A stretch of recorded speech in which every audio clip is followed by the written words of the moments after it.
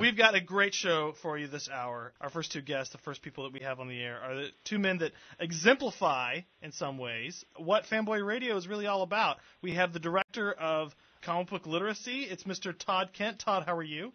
Good. Thanks for having me. Absolutely, buddy. And we have James Disco. Mr. Disco, how are you?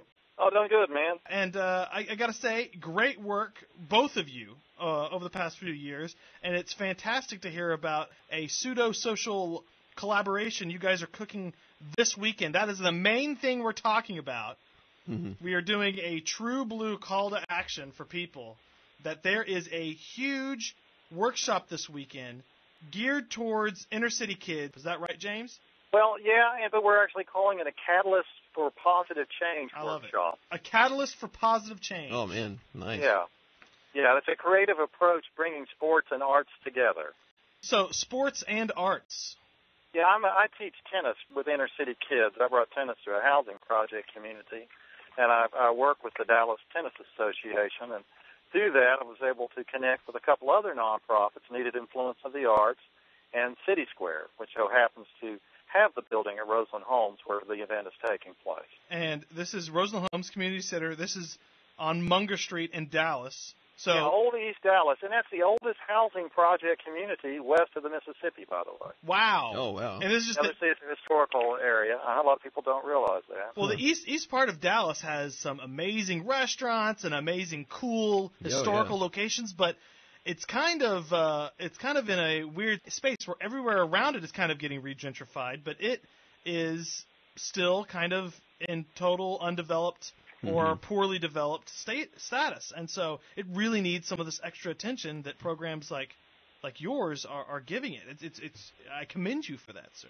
Oh, thank you. So this is going to feature the professor of cartoon art, Keith Douglas. He taught at LSU, and he did a course this last summer there. He's a children's book illustrator, has his own cartoon strip. He's just a very talented guy, but the thing with Keith, he's so humble. After going through the workshop, anybody can draw a scene. I don't care how old you are, from 4 to 100. He gets everybody involved, and he's just a great instructor. Just rare to find not only an artist, but someone that's willing to give back and teach these kids. And he's coming down and doing it just straight from the heart. So what's your connection with all this, Todd? I know that you're probably going to have some presence of the comic book documentary, comic book literacy? Sure, yeah. I mean, it goes back to what we were doing with the documentary. When you're trying to teach kids, when you're trying to get them excited about learning, half the battle is just getting their attention. Now, if something that they're already attracted to already gets them excited, like comic books, cartoon artwork, then you'd be crazy not to utilize that. Sure. So this is kind of what the workshop's about, and we're going to be documenting this, and then it is into later on in February, the Dallas premiere of the documentary, which is going to be happening at the Dallas Museum of Art. The kids that are a part of the workshop, they'll be taking part in that and learning from it, and then their work that they create here at the workshop will be on display at the Dallas Museum of Art via PowerPoint for this premiere of the documentary. Oh, how cool. So the kids that learn everything this weekend are going to be able to contribute to something that they actually will get a presentation in the Dallas Museum of Art.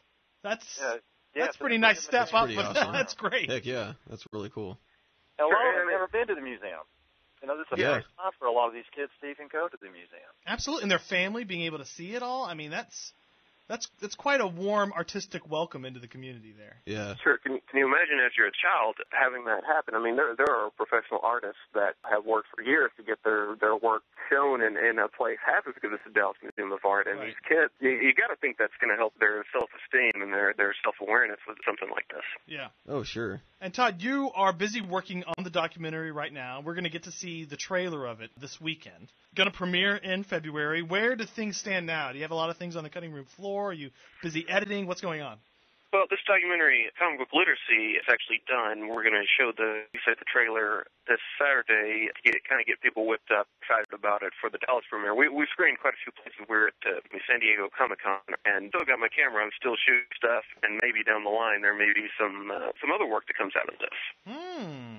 I like that. Yeah, I'm being cryptic there. Yes. Yeah. I mean, you can officially stay here now. A sequel's in the works, right? Well, let's not say sequel. Let's say the Spider-Man. So who knows what it's going to be? Right. Okay. Turns out it's Ultimate Spider-Man. Right. Maybe he'll die. Maybe he'll be a new guy. Who knows? No, that's cool. And Mr. Disco, that's just, by the way, the coolest name ever. Yeah. But James Disco, you said that you got this started through teaching kids tennis. I brought tennis through the Housing Project community over at JWA, and I was just looking for a home, so to speak, where I can take my work. And I came across the United States Tennis Association, and I play a high-level game of tennis and love the game. And I just I knew that Arthur Ashe was a human rights activist like myself, so I figured, well, this might be a good place to start. And from this, here comes, a variety of different things. We got a graphic novel that's going to be coming out here soon. We finally finished up The Echoes of the Lost Voice of Sudan, and Keith Douglas and I are working on a modern-day slavery story. And we'll have a special guest at this event, Jesse James Arnold, who is going to be inducted into the African American Museum, recognized as a local Dallas historian. Oh, wow. And he will, and part of his story, his storyline, he'll talk about it, and the kids will be drawing from that. Mm-hmm. So you'll have actually a live character that's going to be part of the next production. He's going to be connecting slavery of old with the problem of modern-day slavery today. So modern-day slavery, we're talking about human trafficking and... Human trafficking, Wow. And yeah. We've had both of you on the radio show before, and James, you were on talking about Boys of the Sudan and the powerful story in that. And I'm so glad to see your work expanded and being very hands-on and interactive, and you're combining all of your loves into one giant program, which is kind of being crystallized this weekend. You got to have a lot of pride in that. That's very, very cool. Oh, thanks. So we got Keith Douglas, professor from UCLA, is going to be there. Well, he's a professor at LSU. LSU, sorry, LSU. LSU. He's a published children's book illustrator and that. And then we have Jesse James Arnold. Right. He's the local Dallas historian. He's in his 80s. He's going to provide the story context for the kids to do the artwork for. Yeah, and he'll talk a little bit about meeting his great-grandfather who was a slave and how his life changed from that meeting. How he didn't want to grow up to be rebellious, and how he wanted to get an education where his great-grandfather would deny that. He was illiterate, and Jesse just wanted to graduate from college, to go out and be a man of means and stuff and take care of his family. Yeah, it's very compelling when he gets up there. Wow. Oh, I imagine so, yeah. Yeah, that's some powerful stuff. Yeah. And I got to ask, there's so many things you could have done to pair up with your tennis program and the attention of the kids that you already have now, and giving them, another venue to work the other side of their brain, so to speak. And what was it about comics and graphic sequential art that connected with you that made it be the medium to pair up with your other nonprofit? Well, I just think we live in a visual society. And the other thing, too, if we can, just by making a difference in the world and create that next generation of comic book creators or illustrators or human rights activists, I just kind of felt like this kind of medium can go out there and get that sort of attention. And to me, it's really, if you can really make a difference in one child's life, that's where it's at. Absolutely, yeah. Yeah, and for sure. And Todd, of course, knows Mr. Kent firsthand at the power that comics has, to the surprise of maybe a couple parents out there, but no surprise to you and me, David. Oh yeah. That comics can boost the literacy rates of these kids that get involved in it much more dramatically than people think. They're not just reading the pictures. They're not right. They're not ignoring the text on page. They're actually using it in a very contextual way. Isn't that right? And this is connected to the USTA thing too. If I can just interject Please. for a second, and it's National Junior Tennis and Learning. And so through this, there's a possibility that there's like 18 community organizations of the NJTL throughout the U.S. Las Vegas, Dallas, Houston, New York. And through this, they're looking at this, and we're starting to gain some attention. And I wouldn't be surprised from the work that we're doing, all of those community organizations will be using the graphic novels, the curriculums, and even Todd's film. That's a direct possibility. Right. Scott, it's really about awareness. You can tune in to CNN or any news source, and maybe you'll hear a little bit about Sudan or that part of the world. But it doesn't get that much coverage, quite frankly.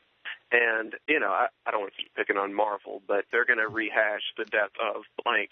This is a medium that has a certain niche that they keep filling over and over again, but there's a huge, huge vacuum of different kinds of stories that can be expressed through comic books, and the kids are hungry for it. It's wide open, and we're just kind of taking advantage of that. I would say that because the medium is so alluring to so many different people, so many different young readers, that they have the responsibility to provide real-life lessons, real moral tales that teach values and some of the classic virtues that, help society and can give real-life historical perspectives to these kids that they're not going to want to read in a black and white text or in a newspaper on their own. They're going to need to have a catalyst, if you will, for positive change in the form of sequential art and in the form of comics, which they're going to be drawn to anyway. Sure. I'm out there. I keep preaching that there's all different kinds of comic books and all different kinds of content can and continue are covered in comic books. But, let's face it, you go into a comic book store, you're going to see a lot of superhero stories, and there are other great types of stories out there, but you got to go looking for them.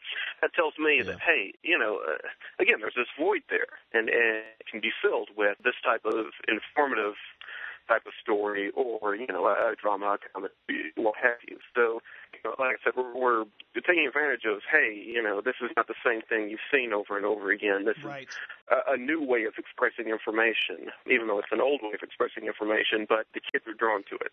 Right. And, and it's a wholly American form of expression that we created here in the United States. And we should continue to lead the way in expanding what comics covers, how it's covered, how it's accepted. And guys, I just really want to thank you for the work you do. You do a lot of fantastic work, whether it's working directly with the inner-school kids or whether it's working with the public in general. I really appreciate it. The workshop is called A Catalyst for Positive Change. It's a creative approach bringing sports and the arts together in an interactive cartoon format. How cool is that? It's this Saturday, December 4th, in East Dallas from 10 a.m. to 12:30 p.m. at the Roseland Homes Community Center, 3535 Munger, Dallas, Texas. It's presented by the DTA NJTL. That's your the tennis organization, that's right? Yeah, that's the Dallas Tennis Association National Junior Tennis and Learning Program, which is part of the Dallas Tennis Association. And there's Needed Influence the Arts, another area nonprofit that works in JWA, Roseland Homes Community. And then there's City Square, which that's actually their building, and they do a lot of work with the homeless and stuff. So, yeah, we brought three organizations together for the common good. If people want more information, where can they either go online or reach you at? They can email me at jamesdisco@msn.com. All right. And I'd be glad to get back with them. Yeah. If they want to sponsor a child, they can go to www.bta.org, and you can actually sponsor a kid. There's sponsor a child link on there. Also, more on the documentary Comic Book Literacy, it's comicbookliteracy.com. And for the record, if I haven't been clear, Death of Spider-Man, flub. Death of Spider-Man, flub. Right there, you heard it from Todd Kent. Todd Kent will be hosting a trailer for Comic Book Literacy this weekend, which I'm in, but I am in such a tiny little sliver of that movie. I do not think I made it to the trailer. Oh, yeah? Yeah, if I even made it in the final thing at all. I'm pretty sure they got to put Scott Hines on it. No, I think it's thrown out. But next year, in February, I will be at the DMA, at the Dallas Museum of Arts, helping to usher in the world now that has seen comic book literacy, the movement. Yeah. And I'll be there hosting a panel. Moderating a panel. Oh, very cool. So more details for that when February gets a little closer, right, Todd? Yeah. Absolutely. Dallas premieres February 26th of the documentary Comic Book Literacy. Afterwards, there will be a panel with several people involved in the movie, and the panel is led by Scott Hines. Wow, crazy fun, and everyone has to be there. But you also have to be this weekend at A Catalyst for Positive Change at the Roseland Homes Community Center this Saturday, December 4th. From 10 a.m. to 12:30. Guys, thank you so much, Mr. James Disco and Todd Kent. We appreciate you. Thank you.